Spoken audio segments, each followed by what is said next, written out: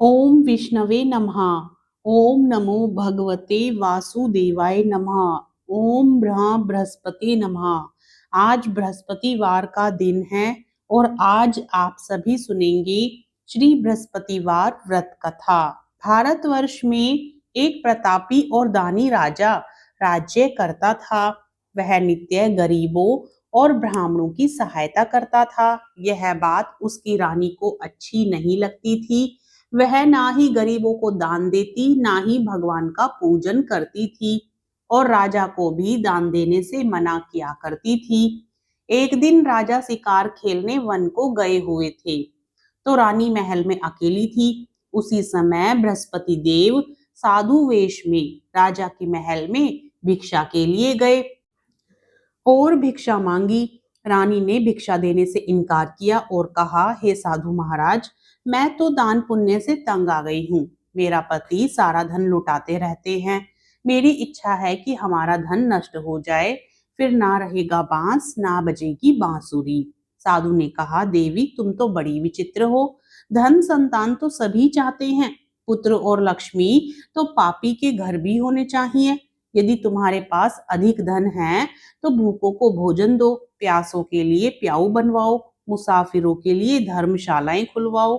जो निर्धन अपनी कुंवारी कन्याओं का विवाह नहीं कर सकते, उनका विवाह करा दो। ऐसे और कई काम हैं जिनके करने से तुम्हारा यश लोक परलोक में फैलेगा। परंतु रानी पर उपदेश का कोई प्रभाव न पड़ा। वह बोली, महाराज आप मुझे कुछ न समझाएं। मैं ऐसा धन नहीं चाहती जो हर जगह बांटती फिरूं। साधु ने उत्तर दिया, यदि तुम्हारी ऐसी इच्छा है तो तथास्तु। तुम ऐसा करना कि बृहस्पतिवार को घर लीपकर पीली मिट्टी से अपना सिर धोकर स्नान करना, भट्टी चढ़ाकर कपड़े धोना। ऐसा करने से आपका सारा धन नष्ट हो जाएगा। इतना कहकर वह साधु महाराज वहां से आलोक हो गए। साधु के अनुसार कई बातों को पूरा करते हुए रानी को केवल 3 बृहस्पतिवार ही बीते थे कि उसकी समस्त धन संपत्ति नष्ट हो गई। भोजन के लिए राजा का परिवार तरसने लगा। तब एक दिन राजा ने रानी से बोला कि हे रानी, तुम यहीं रहो, मैं दूसरे देश को जाता हूँ, क्योंकि यहाँ पर सभी लोग मुझे जानते हैं, इसलिए मैं कोई छोटा कार्य नहीं कर सकता। ऐसा कहकर राजा परदेश चला गया। वहां वह जंगल से लकड़ी काट कर लाता और शहर में बेचता। इस तरह वह अपना जीवन व्यतीत करने लगा। इधर राजा के परदेश जाते ही रानी और दासी दुखी रहने लगी। एक बार जब रानी और दासी को 7 दिन तक बिना भोजन के रहना पड़ा, तो रानी ने अपनी दासी से कहा, हे दासी, पास ही के नगर में मेरी बहन रहती है। वह बड़ी धनवान है। तू उसके पास जा और कुछ ले आ, ताकि थोड़ी बहुत गुजर बसर हो जाए। दासी रानी की बहन के पास गई। उस दिन गुरुवार था और रानी की बहन उस समय बृहस्पतिवार व्रत की कथा सुन रही थी। दासी ने रानी की बहन को अपनी रानी का संदेश दिया, लेकिन रानी की बड़ी बहन ने कोई उत्तर नहीं दिया। जब दासी को रानी की बहन से कोई उत्तर नहीं मिला, तो वह बहुत दुखी हुई और उसे क्रोध भी आया। दासी ने वापस आकर रानी को सारी बात बता दी। सुनकर रानी ने अपने भाग्य को कोसा। उधर रानी की बहन ने सोचा कि मेरी बहन की दासी आई थी, परंतु मैं उससे नहीं बोली, इससे वह बहुत दुखी हुई होगी। कथा सुनकर और पूजन समाप्त करके वह अपनी बहन के घर आई और कहने लगी, हे बहन, मैं बृहस्पतिवार का व्रत कर रही थी। तुम्हारी दासी मेरे घर आई थी, परंतु जब तक कथा होती है तब तक ना तो उठते हैं और ना ही बोलते हैं, इसलिए मैं नहीं बोली। कहो दासी क्यों गई थी? रानी बोली, बहन तुमसे क्या छिपाऊं, हमारे घर में खाने तक को अनाज नहीं था। ऐसा कहते कहते रानी की आंखें भर आई। उसने दासी समेत पिछले 7 दिनों से भूखे रहने तक की बात अपनी बहन को विस्तार पूर्वक सुना दी। रानी की बहन बोली, देखो बहन, भगवान बृहस्पति देव सबकी मनोकामना को पूर्ण करते हैं। देखो, शायद तुम्हारे घर में अनाज रखा हो। पहले तो रानी को विश्वास नहीं हुआ, पर बहन के आग्रह करने पर उसने अपनी दासी को अंदर भेजा, तो उसे सचमुच अनाज से भरा एक घड़ा मिल गया। यह देखकर दासी को बड़ी हैरानी हुई। दासी रानी से कहने लगी, हे रानी, जब हमको भोजन नहीं मिलता तो हम व्रत ही तो करते हैं, इसलिए क्यों ना इनसे व्रत और कथा की विधि पूछ ली जाए ताकि हम भी व्रत कर सके। तब रानी ने अपनी बहन से बृहस्पतिवार व्रत के बारे में पूछा। उसकी बहन ने बताया, बृहस्पतिवार के व्रत में चने की दाल और मुनक्का से विष्णु भगवान का केले की जड़ में पूजन करें तथा दीपक जलाएं, व्रत कथा सुने और पीला भोजन ही करें। इससे बृहस्पति देव प्रसन्न होते हैं। व्रत और पूजन विधि बताकर रानी की बहन अपने घर को लौट गई। 7 दिन के बाद जब गुरुवार आया तो रानी और दासी ने व्रत रखा। गुड़साल में जाकर चना और गुड़ लेकर आई, फिर उससे केले की जड़ तथा विष्णु भगवान का पूजन किया। अब पीला भोजन कहाँ से आए? इस बात को लेकर दोनों बहुत दुखी थे, क्योंकि उन्होंने व्रत रखा था, इसलिए बृहस्पति देव उनसे प्रसन्न थे।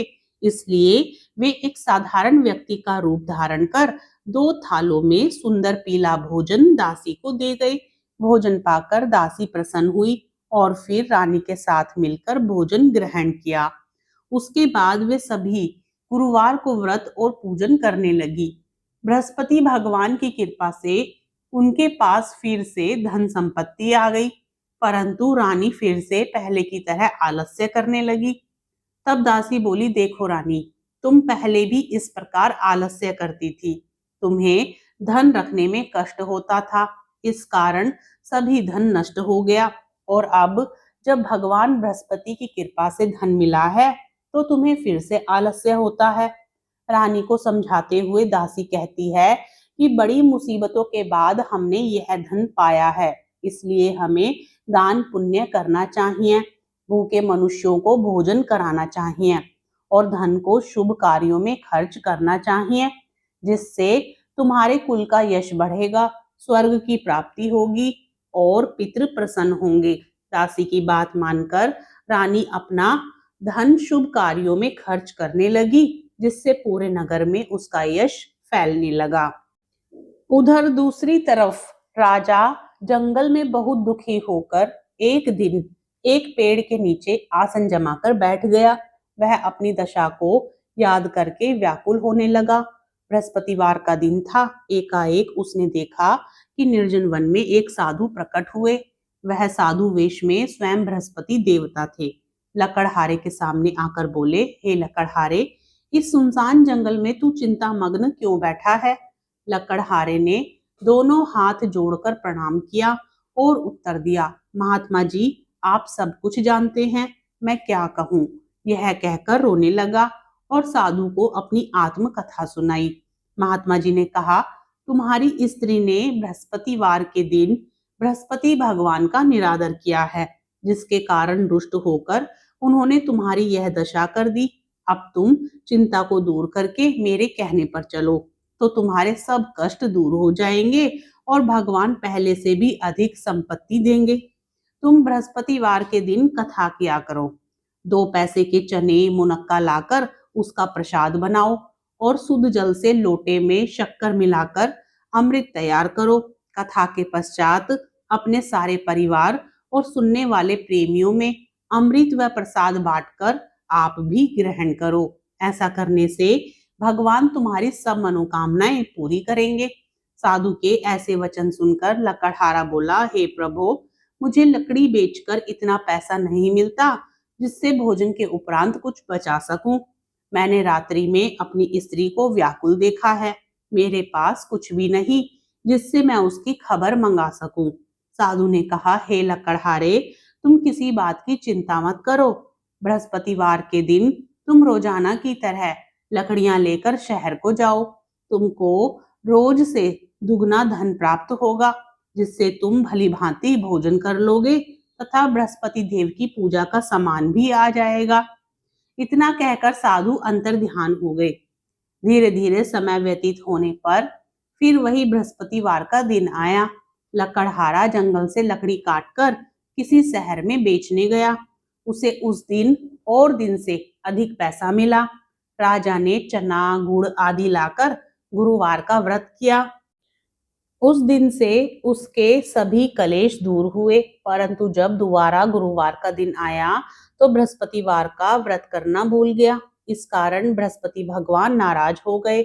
उस दिन उस नगर के राजा ने विशाल यज्ञ का आयोजन किया तथा शहर में यह घोषणा करा दी कि कोई भी मनुष्य अपने घर में भोजन न बनावे, न आग जलावे। समस्त जनता मेरे यहाँ भोजन करने आवे। इस आज्ञा को जो ना मानेगा उसे फांसी की सजा दी जाएगी। इस तरह की घोषणा संपूर्ण नगर में करवा दी गई। राजा की आज्ञा अनुसार शहर के सभी लोग भोजन करने गए, लेकिन लकड़हारा कुछ देर से पहुंचा। इसलिए राजा उसको अपने साथ घर लिवा ले गए और ले जाकर भोजन करा रहे थे तो रानी की दृष्टि उस खूंटी पर पड़ी जिस पर उसका हार लटका हुआ था। वह वहां पर दिखाई नहीं दिया। रानी ने निश्चय किया कि मेरा हार इस मनुष्य ने चुरा लिया है। उसी समय सिपाहियों को बुलाकर उसको कारागार में डलवा दिया। जब लकड़हारा कारागार में पड़ गया और बहुत दुखी होकर विचार करने लगा कि ना जाने कौन से पूर्व जन्म के कर्म से मुझे यह दुख प्राप्त हुआ है, और उसी साधु को याद करने लगा जो कि जंगल में मिला था। उसी समय तत्काल बृहस्पति देव साधु के रूप में प्रकट हुए और उसकी दशा को देखकर कहने लगे, अरे मूर्ख, तूने बृहस्पति देव की कथा नहीं करी, इस कारण तुझे दुख प्राप्त हुआ है। अब चिंता मत कर, बृहस्पतिवार के दिन कारागार के दरवाजे पर 4 पैसे पड़े मिलेंगे, उनसे तू बृहस्पति देव की पूजा करना, तेरे सभी कष्ट दूर हो जाएंगे।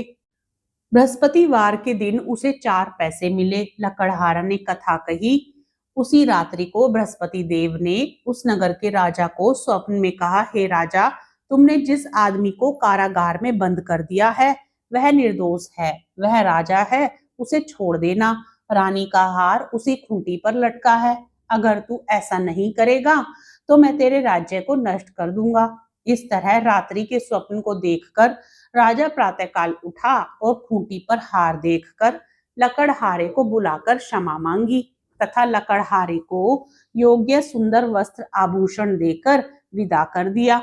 बृहस्पति देव की आज्ञानुसार लकड़हारा अपने नगर को चल दिया। राजा जब अपने नगर के निकट पहुंचा तो उसे बड़ा आश्चर्य हुआ।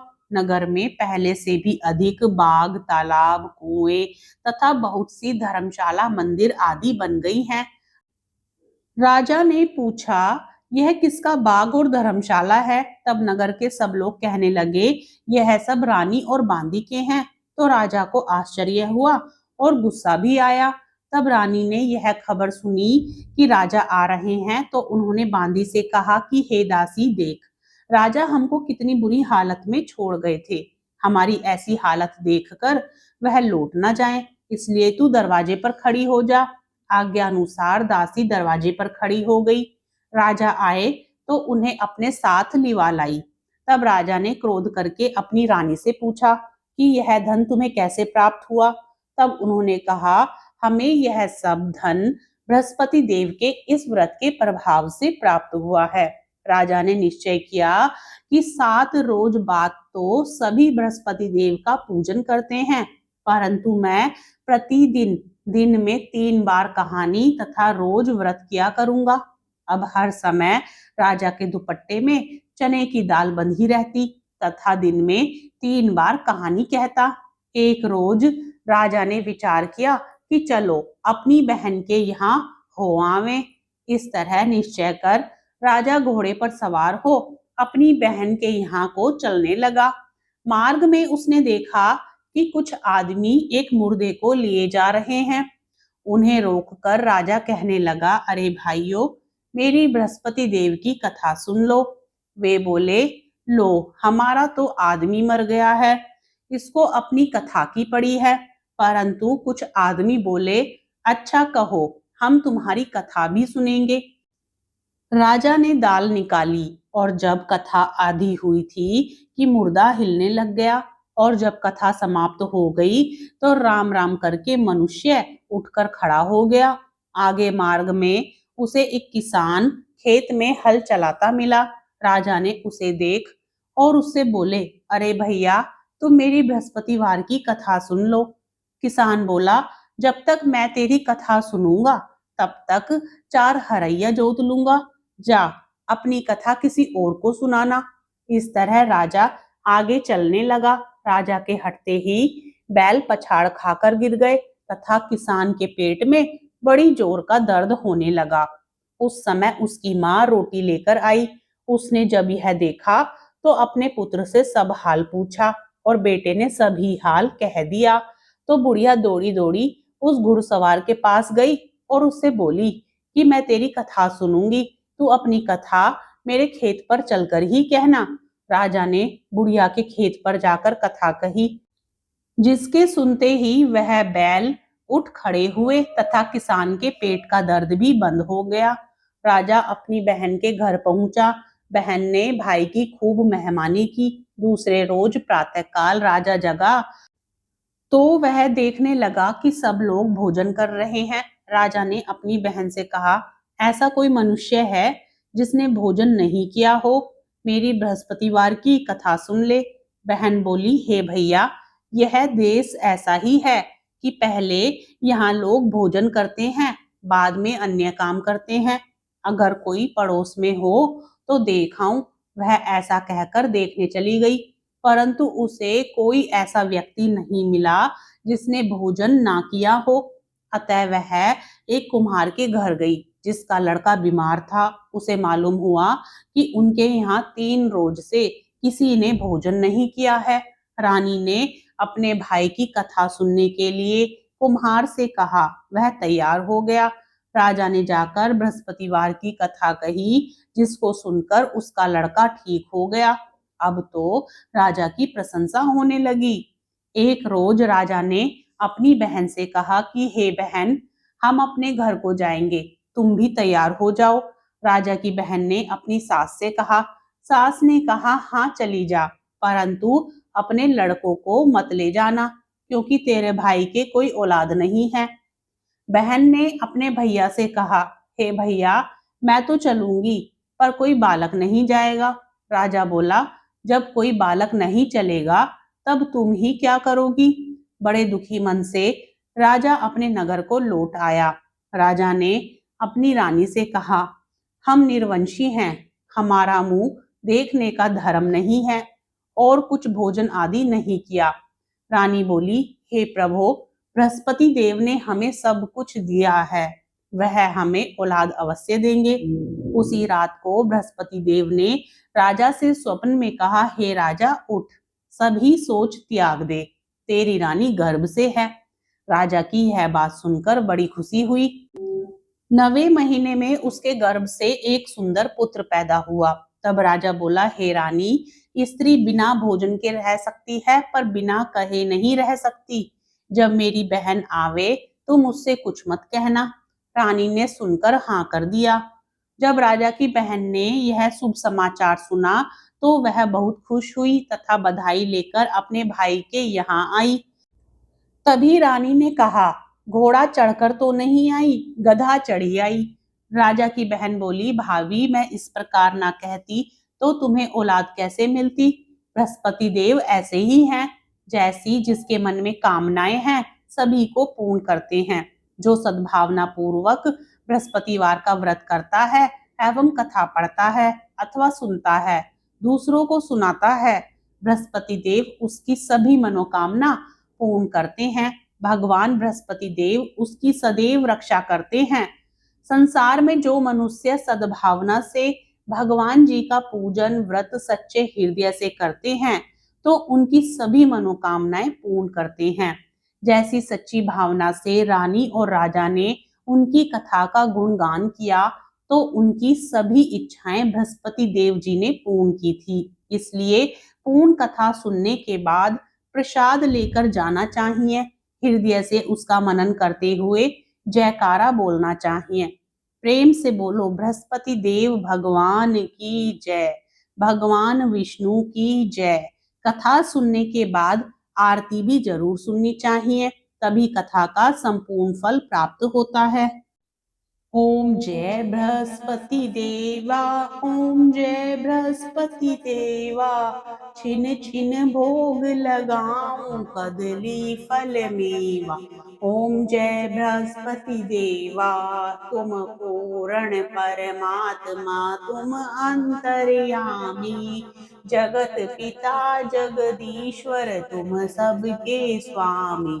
ओम जय बृहस्पति देवा, चरणामृत निज निर्मल सब पातक हरता, सकल मनोरथ दायक कृपा करो भरता।